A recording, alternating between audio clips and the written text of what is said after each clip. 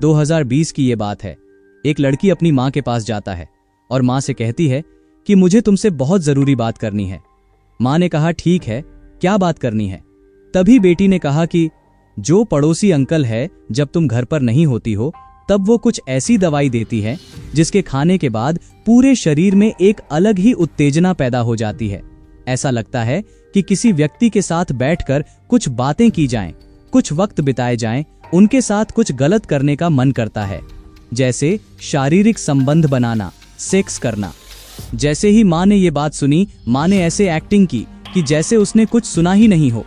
तब बेटी ने बार बार कहा कि माँ, मैं जो कह रही हूँ वो बिल्कुल सच है, तुम समझने की कोशिश क्यों नहीं करती हो? माँ ने कहा कि बेटी, तुम तो जानती हो कि तेरे पिताजी बाहर काम करते हैं और हम दोनों यहाँ पर अकेले रहते हैं।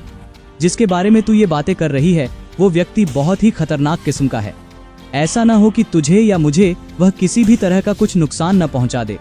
माँ ने ये कहकर अपनी बेटी को बिल्कुल शांत कर दिया और जैसा हो रहा था कई सालों तक फिर बेटी के साथ वैसा ही होता चला जाता है और बेटी चाहकर भी कुछ कर नहीं पा रही थी। दोस्तों, ये कहानी मुंबई की है। साल 2011 की यह बात है। एक लड़की कक्षा 4 में पढ़ रही थी और उसकी उम्र लगभग 8 साल के आसपास होती है। उसके पिता दुबई में रहकर कुछ छोटा मोटा काम करते थे और माँ एक ऐसी जगह रहती थी जहाँ पास में भी एक और घर था। इसी बीच में जब लड़की के माँ घर पर नहीं होती हैं या जब लड़की पढ़कर स्कूल से वापस घर आती है, तभी पड़ोस के जो अंकल होते हैं वह उसे अपने पास बुला लेती और पास बुलाने के बाद उसके शरीर के साथ वह कुछ ऐसी गलत हरकतें करते थे और संबंध बनाने की कोशिश करता है जिसका लड़की विरोध तो करना चाहती थी, लेकिन वह छोटी बच्ची थी, इसलिए उस पड़ोसी अंकल की हरकतों का विरोध नहीं कर पाती है। लड़की के साथ संबंध बनाने के लिए उस पड़ोसी अंकल को काफी सारा वक्त मिलता था और जैसा उसका मन कर रहा था वैसा वैसा वह उस 8 साल की बच्ची के साथ किया। और जब उसकी माँ आ जाती है तब उस लड़की से कहे देता कि तुमने अगर अपनी माँ को कुछ भी बताने की कोशिश की तो मैं तुम्हें भी मार दूंगा और तुम्हारी माँ को भी मार दूंगा। अगली दिन फिर से उस लड़की की वही दिनचर्या शुरू होती है। कुछ वक्त बीत जाता है और बीतने के बाद फिर से उसकी माँ घर पे नहीं होती है और वो व्यक्ति पड़ोसी फिर से उसे किसी बहाने से कुछ खाने का सामान देता है। उस खाने की चीज को खाने के बाद उस लड़की के शरीर में कुछ अजीब तरह की हलचल पैदा होनी शुरू हो जाती है। तभी वो लड़की उनके पास पहुंच जाती है और उसके बाद फिर वह वही हरकत करना शुरू कर देता है। यानी कि शुरुआत से ही उसने उस लड़की को कुछ ऐसी गोलियां दी जिससे कि उसके शरीर में उत्तेजना पैदा हो जाए, जिससे कि उसके शरीर के हार्मोन्स अपने आप से बढ़ने शुरू हो जाएं और उस लड़की का शरीर कुछ अजीब सी हरकतें करने लग जाता है महज कुछ ही महीनों के अंदर। और उसके बाद फिर उस लड़की के साथ उसने जब भी मौका मिलता था तब उसके साथ शारीरिक संबंध बनाकर बार बार सेक्स करता रहा और वो लड़की भी कुछ समझ नहीं पा रही थी क्योंकि गोली खाते ही उसके अंदर भी उत्तेजना बढ़ने लग जाती थी। अब वो व्यक्ति उस लड़की के साथ शारीरिक संबंध बनाता था।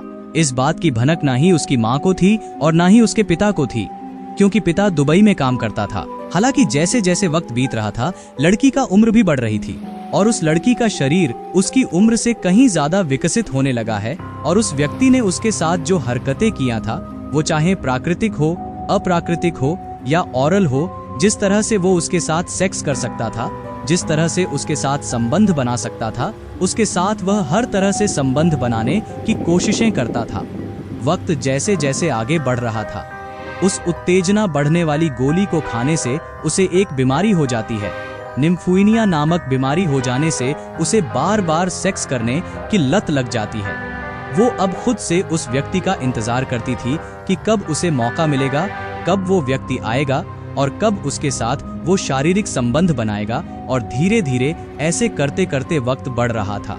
साल, 2 साल, 4 साल ऐसे वक्त बीतने लगता है और जब लगभग इस बात को 8 साल हो जाते हैं तब मार्च 2020 में उस लड़की ने अपनी माँ को हल्का सा इशारा किया था कि पड़ोसी अंकल उसे खाने में कुछ ऐसे चीज देते हैं जिसके वजह से वह दवाई खाने के बाद से उसके शरीर में कुछ उत्तेजना पैदा होती है और फिर उसका मन करता है किसी के साथ गलत काम करने का।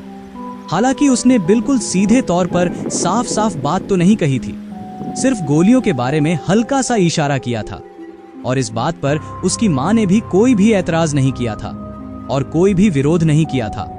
हालांकि जो पड़ोसी अंकल था जो उसके साथ गलत किया करता था। उसकी पत्नी को इस बारे में जानकारी हो जाती है, क्योंकि जब एक बार उस लड़की के साथ वह सेक्स कर रहा था, तब उस पड़ोसी की आंटी ने उन्हें देख लिया था। अपने पति को उस लड़की के साथ ऐसी संबंध बनाने पर उस महिला ने इस पर बिल्कुल भी विरोध नहीं किया, और फिर उस महिला के सामने भी कई बार ऐसी हरकतें होती थीं। वो विरोध ही नहीं करती थी।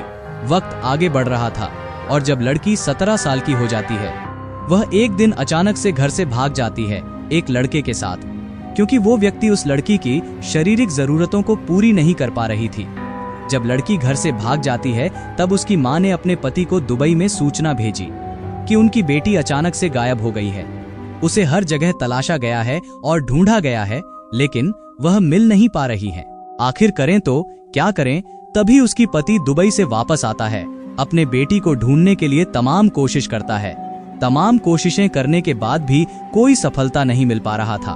तब पति और पत्नी नजदीकी पुलिस स्टेशन जाते हैं और नजदीकी पुलिस स्टेशन जाने के बाद कहते हैं कि उनकी 17 साल की लड़की अचानक से लापता हो गई है। आखिर वो गई तो गई कहां? हमने सब जगह तलाश करने की कोशिश की, लेकिन वो मिल नहीं पा रही है। पुलिस इस मामले में सक्रिय हो जाती है और मामले को गंभीरता से लेती है, क्योंकि वो लड़की नाबालिग थी। उसकी उम्र कम थी, 18 साल अभी नहीं हुई थी। आखिरकार लड़की को तलाश करने के लिए प्रयास किया जा रहा था। जब पुलिस उसे ढूंढ रही थी, तभी उन्होंने कहा कि जहां लड़की रहती है, हम उसका कमरे को देखने चाहते हैं। कहीं ऐसा तो नहीं है कि उसमें लड़की के बारे में कोई जानकारी या कुछ ऐसी सबूत मिल जाए जिससे हम लड़की को आसानी से ढूंढ सकें। पुलिस ने जब उसके घर की तलाशी लेनी शुरू की, तो पुलिस को एक डायरी मिल जाती है। डायरी लगभग 27 पेज की थी और 27 पेजों के अंदर उसने पूरी कहानी अपनी जिंदगी की बयां की थी कि किस तरह से वह कक्षा 4 में पढ़ रही थी, किस तरह से वह अंकल उसके साथ शारीरिक संबंध बनाता था। जब पुलिस को ये 27 पन्नों की डायरी मिलती है, पुलिस इस डायरी को पढ़ने के बाद हैरान रह जाती है। अब पुलिस ने मुकदमा दर्ज किया।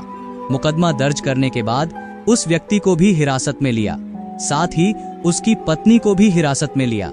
जब उस लड़की की मां से यह पूछा गया कि जब लड़की ने तुमसे इस बारे में बात किया था मार्च 2020 में कि तुम्हारे पड़ोसी उसे परेशान किया करता था, तब तुमने पुलिस से मदद क्यों नहीं मांगी? तब उसने कहा कि उससे मुझे डर लगता था कि कहीं ऐसा ना हो कि हमें वह कोई नुकसान न पहुंचा दे। वो डर गई थी बहुत बुरी तरह से, इसलिए वो कह नहीं पा रही थी, और वो ये नहीं जानती थी कि उसकी बेटी के साथ इतने लंबे समय से इतना घिनौना कृत्य किया जा रहा था, और ना ही उसने अपनी मां के साथ उसके दुख तकलीफ को साझा करने की कोशिश की। हालांकि पुलिस ने इस मामले में चार्जशीट दाखिल की। पति और पत्नी को गिरफ्तार किया गया। गिरफ्तार करने के बाद उनको जेल भेज दिया गया।